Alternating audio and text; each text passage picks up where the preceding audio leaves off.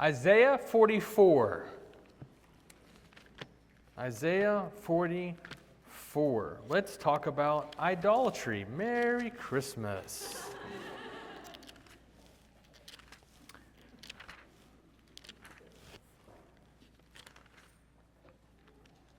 This is such a classic passage on idolatry. Isaiah 44, verse 12. It's if it wasn't so serious, it'd be hilarious. So this is God's message through Isaiah. So the ironsmith, right, takes a cutting tool and works it over the coals. He fashions it with hammers and works it with his strong arm. He becomes hungry and his strength fails, and he drinks no water and is faint. The carpenter stretches out a line. He marks it with a pencil. He shapes it with planes and marks it with a compass. He shapes it into a figure of a man, with the beauty of a man to dwell in a house. He cuts down cedars, or he chooses a cypress tree or an oak and lets it grow strong among the trees of the forest. He plants a cedar and the rain nourishes it, which is funny because, like, who sends the rain, right? Then it becomes fuel for a man. So he takes a part of it and warms himself. He kindles a fire and bakes bread. And he also makes a god and worships it. He makes it an idol and falls down before it. Half of it he burns in the fire. Over the half he eats meat. He roasts it and is satisfied. And he warms himself and says, "Aha, I am warm. I have seen the fire." And the rest of it he makes into a god, his idol, and falls down to it and worships it. He prays to it and says, "Deliver me, for you are my God." They know not, nor do they discern, for he has shut their eyes so that they cannot see, and their hearts so that they cannot understand. No one considers. Nor is there knowledge or discernment to say, well, half of it I burned in the fire, and I also baked bread on its coals. I roasted meat and have eaten. And shall I make the rest of it an abomination? Shall I fall down before a block of wood? He's saying no one's thinking that. No one's saying the obvious.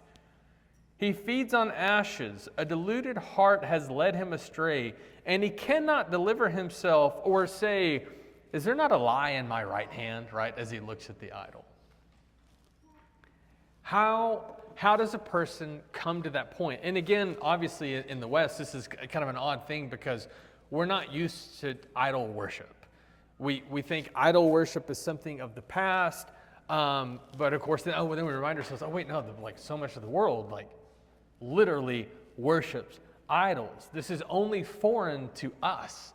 We are actually in the minority. And so that's why when we talk about idolatry, we have to talk about the principle of it. That is that you create something to serve you. You're creating something that you serve other than God. And then we go, okay.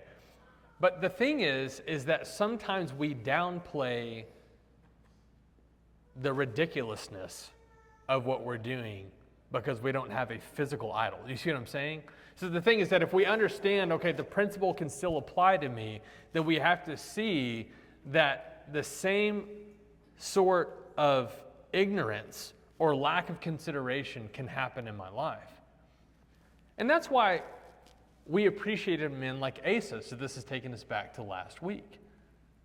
So Asa was able to see some of that. We discussed the abominations of his fathers and how he was trying to cleanse out some of that. But then Asa had a son. We're going to go back now to 2 Chronicles 19. 2 Chronicles 19. And we're going to read about Jehoshaphat. Jehoshaphat, by the way, is absolutely commended in the scripture. He does have this period where he marries into the family of Ahab and they join forces for a battle, and that was not good.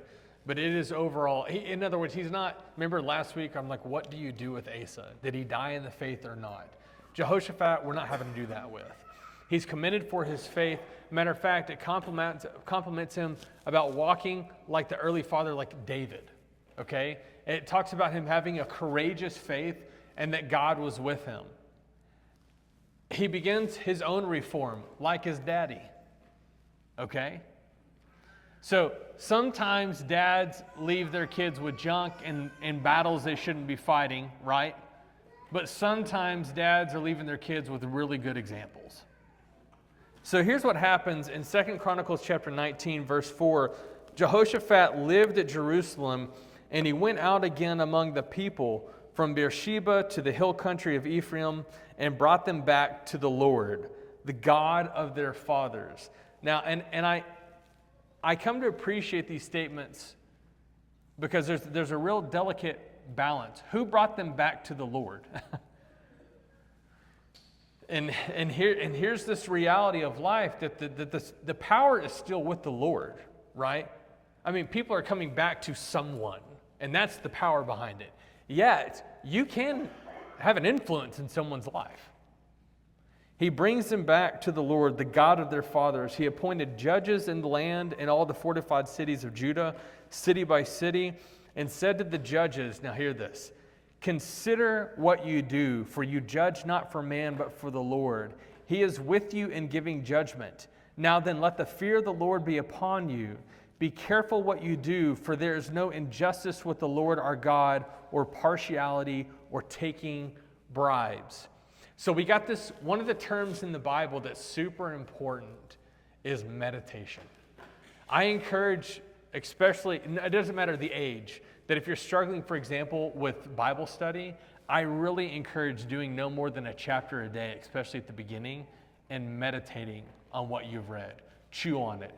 Don't overwhelm yourself. Think about it. Meditate. There's another term that I was looking at this week. I had another title for this, but as I was looking at the word consider came up, and I retitled this one, Consider. Consider is throughout the whole Bible, as you would expect. You're going to see it from Moses. Whenever he's giving his last address before he dies, does it shock you that he's calling Israel to, need you to consider your way right now? You're going to see it in Samuel and the Kings, whenever God's people are in trouble and they cry out to God and they go, God, will you consider us? Will you look upon us right now? Will you see what's happening with our enemies? Will you see the distress and the anxiety? And God will consider. It's like of old whenever his people were freed, right, from Egypt. But before they did that, they were in Egypt and they cried out to the Lord, and God remembered his what? His covenant with Abraham. Oh, I'm considering. And it's only right then that God asked for this favor to be returned. I consider you, will you consider me? In the pros and the cons, like cons, consider your life when you tried to direct your own steps. Will you consider that? Oh, Lord, that's like Paul in Romans 6. You know, you were free in regards to righteousness. But what fruit was that producing? You know, oh yeah, whenever I didn't live like there wasn't a God, I did have liberty, but ooh. Or God says, hey, have you noticed, guys, have y'all noticed how much God reminisces in the Bible? God likes taking his servant, his child Israel, and walking them through the history. Hey, would you consider whenever you and I were tight and we held hands? Would you consider whenever I was a husband to you and I found you a bloody mess and abandoned? Would you consider how I picked you? He uses all these different symbolic, these metaphors. Would you consider whenever I like a father and you were a child, I carried you through the wilderness? Would you consider that?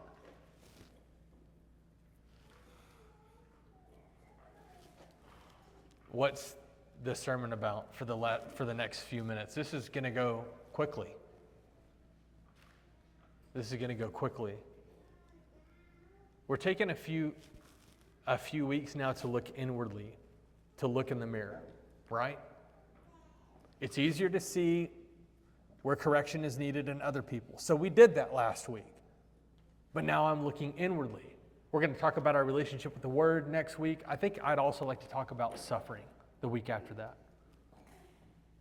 But one of the things that I realized that that I need to continue to be committed to is simply considering God.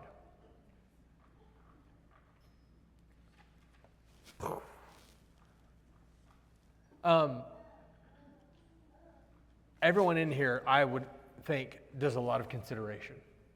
Let me name some things. And by the way, whenever I bring this up, I'm not belittling these thoughts. They're legitimate.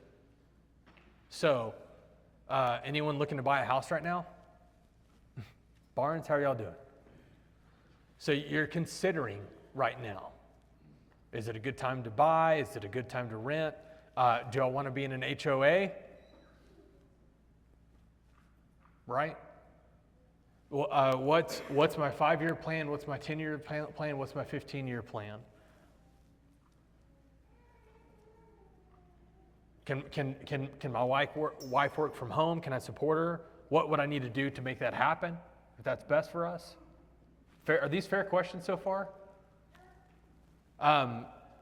Okay, this promotion that I think would help us out financially, what is that going to look like? How many hours is that going to require? What is that about? Kids, okay, truth time. Do my kids need to be going to college or not? What direction do I need to guide them in? Should I go more, traditional college? Okay, what do they want to study? What is that going to look like? What kind of job are they going to be able to get? Should I encourage them to go trade school? What's my retirement looking like? Guys, Jordan and I only in the last few years have been able to finally set aside for a retirement. I mean, I'm not bashing these things. We're relooking our finances again for January and thinking about things. How are my kids doing? How's my health doing? Am I going to be able to leave my kids any inheritance? Is anyone offended by what I'm saying? Okay. Because also, here's the thing. We want to be citizens that bring something to the table. Would you agree with that? There are times in our lives where we may need help, and that's okay. But we don't want to be a leech if unnecessarily. Paul says, if a man doesn't work, let him not eat. And the concept there is a man that is capable and willing, right? I'm not talking about someone that's willing but not capable. So again, don't take this in areas I'm not meaning to go. Guys, these are legitimate questions that we have. And let me also say this, that God works through people in this area. Any of you guys needed financial advice? Have you found it here at North Collin? Thank God and thank that brother or sister that helped you. You were able to rely on their talents. Anyone been helped by Mike Axe? I mean, really. Thank God and thank Mike for him putting in his talents and his ability. Anyone need to think about update their resume or think about it from an HR perspective? Her name's Beverly. She's right over there. And the deal is, I could brag on everyone. Okay, that's one set of questions. And the thing is, we do a lot of consideration in this realm. Matter of fact, so much so that if we find someone that doesn't think along these lines and has no plan, gives no thought, we kind of get irritated at them. Is that fair? Because we also see long-term what this looks like is that you're going to just be a leech to society. Sorry, I'm using really strong words here, okay? I'm talking about a person that's capable but not willing. So again, I'm not talking about someone that needs physical help. We got plenty of those. We would look at such a person and we'd say, you're not helping anyone, you're not pulling your weight. Oh, and by the way, if you got a family, they're going to suffer because of your decision making. Okay, here's another set of questions. This promotion that I'm looking to secure, how much time will that take away from my wife and kids? How much time will that require, which will get into my involvement with the local fellowship? That's a different question. Would you agree that that's a good question? How's my daughter's heart? How's my son's heart? How's my spouse's heart? How is my heart.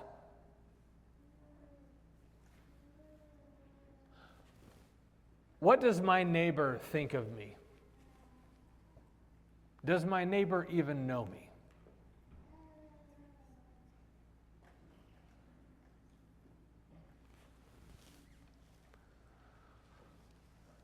What steps am I taking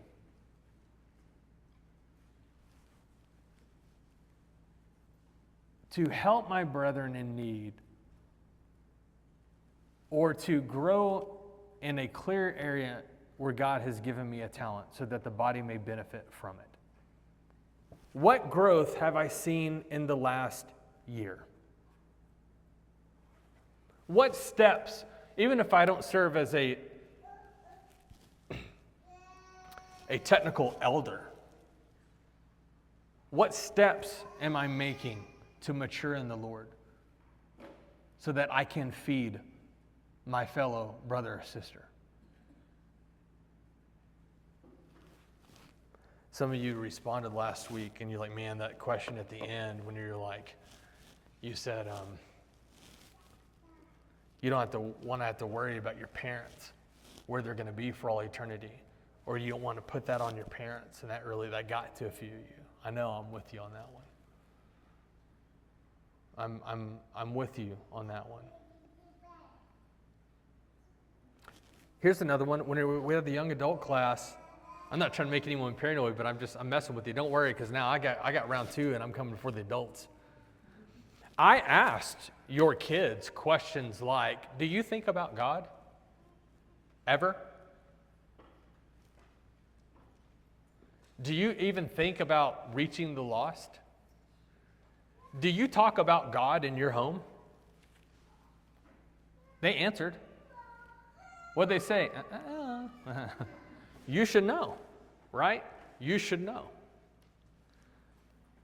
And I actually say that with all humility because I know it's not going to be long before someone's going to be talking to my kiddos and they're going to be like, hey, did you talk about the Lord in your home? Or will I be just another one of those preachers who talks a good talk, but his kids are a mess? Ever heard of that? Preachers, unfortunately, are notorious for it. Well, they're busy. Everyone's busy. So there's this Deuteronomy 6 passage. And again, this is Moses saying goodbye to the family.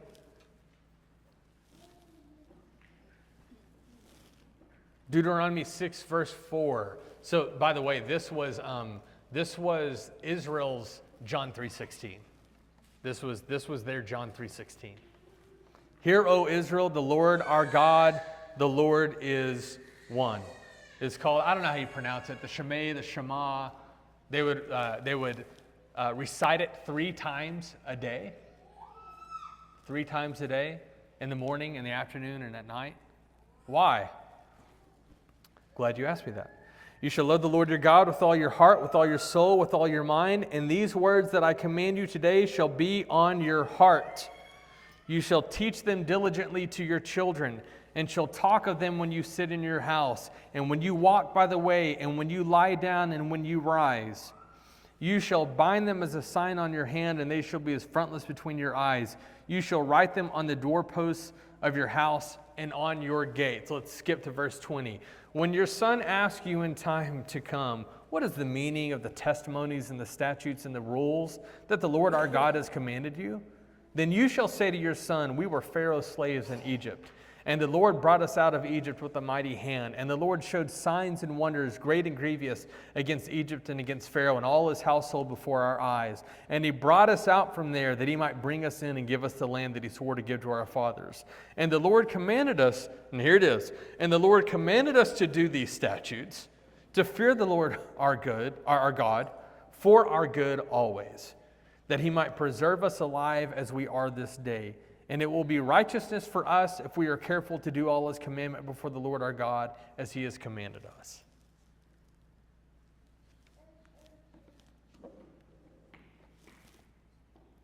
There are hobbies that my kids have right now that we bond over. some, they're acquired taste. I'm working on them. And I know and I hope that my kiddos will remember those times. And there's nothing wrong. I want everyone to hear about this. There's nothing wrong. I see Joel right now. Joel likes working on cars with his boys. Excellent. Excellent. All these things, you see. But brethren, you already know that the thing that they will cherish most, the thing that will mold them the most, are the conversations about God. When they woke up, when you walked by the side, when they went to bed. That will mold them. But see, here's the thing about that. You cannot pour into someone if no one's poured into you. It's really hard for a person to be considerate whenever they've never seen it. Hear me what I said and what I didn't say. I didn't say you can't, because let me tell you something. Asa's dad was not a very considerate person. Asa was. I think that one of the fundamental challenges, I'm almost done this morning now, that we have in the church is that we literally do not sit with quiet around us and consider. We do it in the physical realm, but in the spiritual realm, listen, you know me, I try to balance this out because I want people to speak balance with me, but now I got to say it. I'm going to come back to saying something I just heard this morning. We had 7 people respond. We had 7 families respond where your elders have said, hey, we would really like your feedback about the future of this local fellowship. I'll be a little bit harsher than they were.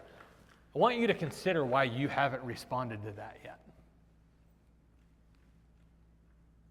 Now, I'm trying to be careful too, because there could be like, hey, I've been thinking about it, I've been praying about it, but okay, so hear me. I see a head shoot. Yes, please. Okay, I hear you, okay? But could there be an option that someone literally just hasn't thought about it? I'm bringing it up because it's tangible. It's something right in front of it. Well, give me something to think about. Well, like that's what I'm talking about.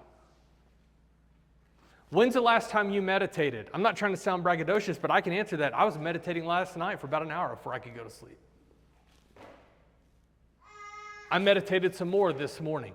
But here's the cheat, though. I'm also preaching, so I was thinking about my sermon. So I'm going to let you off the hook a little bit. No, but guys, because here's the thing, and then I'm done for this morning. I'm not trying to make anyone mad, but if our hearts need to be pricked, then this is what I'm supposed to do. And if you get mad at the messenger, then you get mad at the messenger. We have got to stop and start thinking about these things. We need to be deep thinkers. There are young people in the world that are thinking deeply about, do I want to believe in this Bible? Do I believe in talking donkeys?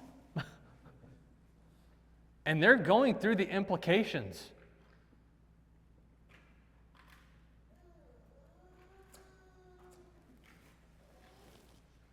When's the last time you thought about the implications? What's going on with God? I got some interesting questions. What's going on with God? What do you think about heaven? You think you can be tempted in heaven? No, it's where God resides. Well, then what happened with Satan? Wait, are you saying that we're going to be tempted once everything's done? No, not necessarily, but it's an interesting thought, isn't it? Here's the thought. Did you ever think about that God created us knowing that it wouldn't be perfect? What he created was good, but it wasn't perfect. I mean, if they can be tempted in heaven, you can be tempted here. Well, then what was the point of creating us? That's an interesting question. Not saying I have the answer to that either, but do you even think about those things? It's like when you're talking to someone who they swallow a belief. No, you're just born evil. Do you think that someone who's mentally handicapped is lost? Well, no. Had you ever thought about that? No. Well, why are they not lost then, if they're born evil? Are spirits mentally handicapped? Or does God put spirits into bodies that are mentally handicapped? Or if you're going, I don't know, I don't even think about this thing. Well, maybe you should start thinking about things. Because here's what happens. If you don't, you end up being the ironsmith or the woodcutter that warms himself by a fire and eats his meal and then turns around and worships the wood. And everyone else is going, what a foolish thing to do. And we're going, went right over my head. So my first step as we have this few-week discussion about looking inwardly is that we literally just need to be deeper thinkers. Fair enough?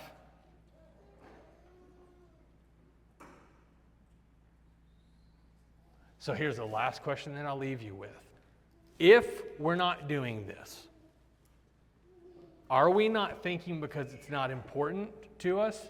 We need to consider that question honestly. And then just do the work. If the answer is yes, has anyone been in their life, at a point in their life where they could answer, yeah, no, it's not important? Then I'll be the guy. I'll embarrass myself. I'm telling you right now that I had a period in my life where I fell away. And if you ask me, I know this sounds odd. Almost got a little too honest with you. I decided a little bit of wisdom just kicked in. I'm not gonna go there. Suffice it to say, I was not faithful to the Lord. But if you would have asked me in that moment, is God good? I would have said, oh, he's good. You need to follow him. Yeah, but you're not. I know. Well, I don't understand what you're saying. Yeah, it's just not valuable to me right now. Well, what is? Doing what I want to do. I mean, right now, I'm just looking for the next thing that brings me entertainment, to be honest with you. But here's what I didn't believe, that I didn't believe in it. If you'd have asked me during that time, I would tell you, and if I die right now, I don't expect to be with God. Another reality is that I don't think about these things because I don't think about what's not real. I think about God as much as I think about the Easter Bunny. You get what I'm saying?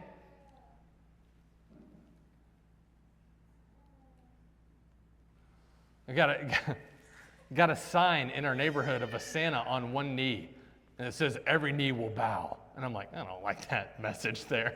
Think that one through. That's probably a really good symbolic representation of people's faith. It's about as real as that.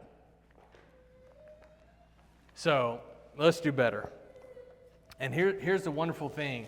It is at that point that we realize, you know what, it's right, I need to give this more thought, that you will begin to taste and see that the Lord is good. And here's the deal, it'll open up more questions than you have answers to.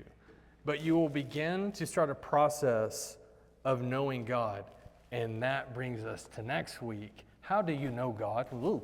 How do you know God? The Word. And we're going to talk about that next week, having a relationship with the Word of God. Thank you for your attention. If you need to repent, if you need to come forward. Brethren, look at me, I'm smiling. I do this because I know, I have a feeling, I'm not a statistic genius, but they said 7, and so majority of you are going, hey, we didn't respond. I'm not trying to make everyone mad, but I had it.